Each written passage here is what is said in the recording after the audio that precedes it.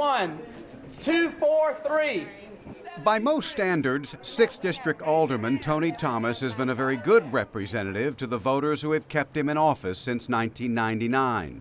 He can claim some credit for the completion of the Coffee Bluff Marina, a full-service skate park in his South Side district, and a number of other smaller projects constituents urge the alderman to support.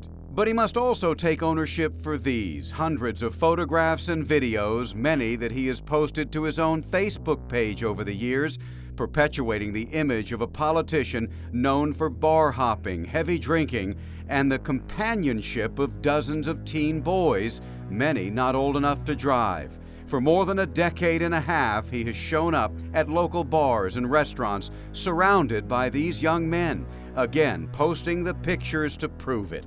Thomas has documented for the world to see more than a dozen out-of-town trips, many on official city business, with some of these teens. Taxpayer-financed conferences where other aldermen tell us he shared hotel rooms with these boys and young men. Everybody was looking around saying, what's he bringing this kid with him for? And, you know, it was at the end of the conference, the majority of people on city council went to Michael Brown and said, look, tell him, you know, he can't bring young boys to these functions with him anymore. Former Alderman Ellis Cook is recalling a League of Cities meeting Thomas attended in December of 2003. While every other alderman flew to Nashville, Thomas drove his own vehicle accompanied by this man, Josh Flowers, just 18 at the time. Flowers says the alderman hired him to help with his first campaign for re-election. During that Nashville trip and any other time the two were together, Flowers says he never had to ask for a refill when it came to alcohol. There was a lot of drugs involved too, as far as Tony goes. There was a lot of cocaine. Tony providing that cocaine? Yes. Flowers says despite Thomas's advances during that conference, nothing sexual happened. But on two separate occasions back in Savannah, each after a night of heavy drinking and cocaine use, Flowers says Thomas didn't ask. There's two separate times where I woke up to him performing sex on me. And the first time I thought I made it very clear, you know, I'm not homosexual. This is not, you know, my cup of tea, so to speak. But the second time it became very clear that he was shooting for something more so.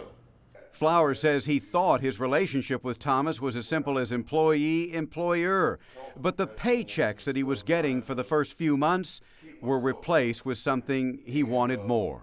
Eventually, it ended up going from being paid in cash, working for him, to being paid with drugs and alcohol, which was my vice at the time. And hindsight being what it is, I realized that was his way of getting a hold of me. Yeah. In the meantime, Thomas continued to represent the city at events and conferences throughout the country, often with a young man or two at his side. These photos are from a League of Cities trip to Washington, D.C. in March of 2007. The young man here also accompanied Thomas to San Antonio, Texas for another League of Cities trip, this one in November of 2009, and again to the Florida Keys in 2010.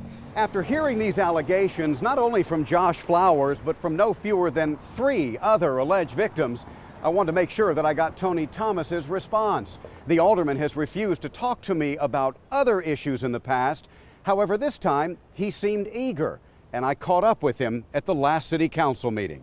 They're accusing you of child sexual assault. They're accusing you of providing alcohol to a minor. Yes. They're accusing you of providing cocaine during party situations.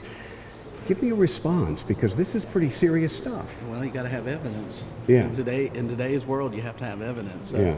I would suggest that they go and get that evidence. But you're denying that there was any of this that ever took place. Absolutely. One organization that isn't buying it is also one that supported the alderman's political career for years. Georgia Equality is the state's largest gay rights organization. Kevin Clark, its former senior board member. For the reputation of Georgia Equality, he says, they not only pulled that support this last election, they want justice for Savannah. Truth has a way of always ultimately winning. Sometimes it takes many years, sometimes decades, but the truth finds a way to bubble up, and I will do whatever I need to do to make sure that Tony Thomas is arrested, prosecuted, and thrown in jail. And Clark says he wants that for people like Chris Hope. I met Tony when I was 14 years old. I was in 8th grade at Savannah Country Day School. Chris Hope says he too needed a summer job when Thomas struck up a conversation with him at a local movie theater. Took me to the mall. He bought me a pair of shoes, and we were in traffic, and he just said, why don't you need to give your daddy some sugar. And I was like, I'm sorry. Hope says he could have never imagined a simple peck on the cheek then would lead to what happened a few weeks later, when he says the alderman invited him to clean up at his house after a day of filthy yard work. I took my shower, drying off, went in, would get my clothes, put my clothes back on, and then I was forced to the bed, and he forced himself on me and started performing sex on me. He says months and months of sexual payback followed. Hope never knew when, where, or how Thomas would demand that so-called sugar from the then 15 and 16-year-old. Moving on from that experience has not been easy. It's ruined every relationship I've had.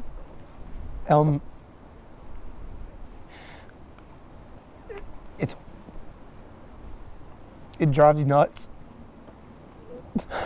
What drives you nuts, Chris? Is it the fact that you participated despite the fact you were emotionally unprepared to reject it?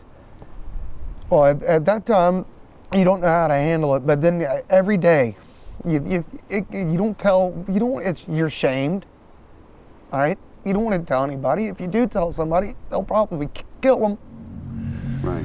Once again, for years, you could find dozens of pictures of Hope and other teens splattered across the alderman's Facebook page. Hope is the one behind the camera when this video was shot of what he says was an inebriated alderman, once again surrounded by several young men. But behind the scenes, his alleged victims, targets of pleasure, will tell you they were suffering then and still suffer to this day. It'll mess you up.